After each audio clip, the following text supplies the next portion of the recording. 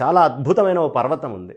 ఏం పర్వతం? శివగంగా పర్వతము అంటారు దాన్ని. ఇది ఎక్కడ ఉందయ్యా అంటే బెంగుళూరు నుంచి పూణే వెళ్ళే రైల్వే లైన్కి 3 కిలోమీటర్ల దూరంలో ఉంటుంది. ఆ కొండ చాలా విశేషమైనటువంటి కొండ.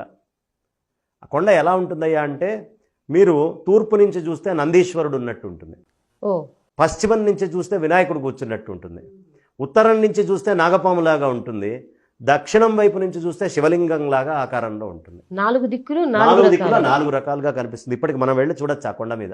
అంతటి అద్భుతంగా ఉంటుంది. అద్భుతం. ఆ కొండ మీద ఇట్లా మెట్లు ఎక్కుతూ వెళ్తాం. అక్కడ గంగా పార్వతీ సమేత పరమేశ్వరుడు ఉంటాడు. గంగా అనగానే మీకు గంగాధరుడు అనగానే అర్థమైపోతుంది. ఆ కొండకు ఓ ప్రత్యేకత ఉంది.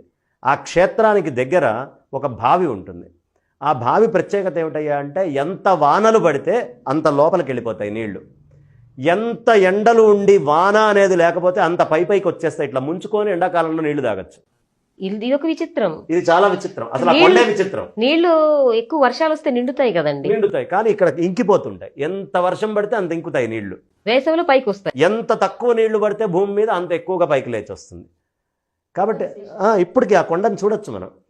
అందులో అక్కడ ఒక తొట్టి ఉంటుంది, తొట్టి లాంటి బావి.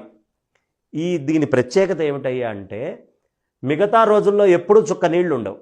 ఏ రోజు మన పంచాంగంలో ఇవాళ మకర సంక్రమణం అవుతుంది, మకరంలోకి సూర్యుడు ప్రవేశిస్తాడు అని చెప్తాము. విదేశీ క్యాలెండర్లో ఏముందమ్మా, ఇప్పుడు డిసెంబర్ 31 అయిపోగానే జనవరి 1. ఏమిటయ్యా అక్కడ జరిగే మార్పు అంటే రాత్రి దాకా బాగా ఉన్నవాడు తాగివాడు ఎక్కడ దొరుకుతాడో, ఏ ఇదిలో అవుతాడో, మనుషుల్లో వింతలు కనిపిస్తాయి. కానీ ప్రకృతిలో వింతలు చూపించేటటువంటిది మన పంచాంగం.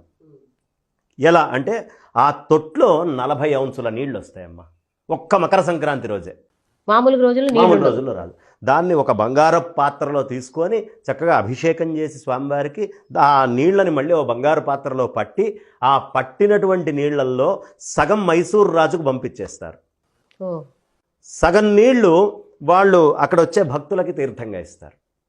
ఈ 40 ఔన్సులు మాత్రమే మకర సంక్రమణం రోజు ఊరుతాయి. అది అంటే ప్రకృతికి మన పంచాంగానికి సంబంధం ఉందని అర్థమవుతోందిగా.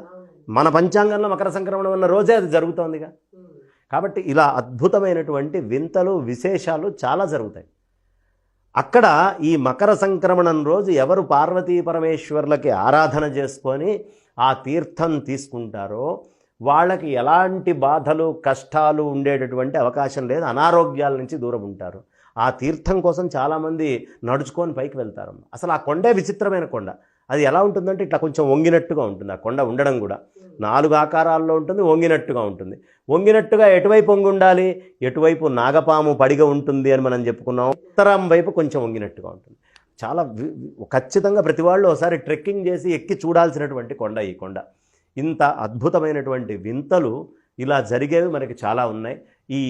ఈ వింతలు ప్రతి వాళ్ళు తెలుసుకుంటే మన పంచాంగం యొక్క గొప్పతనం ఏంటి అనేది అర్థమవుతుంది. ఎందుకు మన పూర్వీకులు ఇంత ప్రాధాన్యత ఇస్తున్నారు ఈ సంక్రమణానికి అనేది తెలుస్తుంది.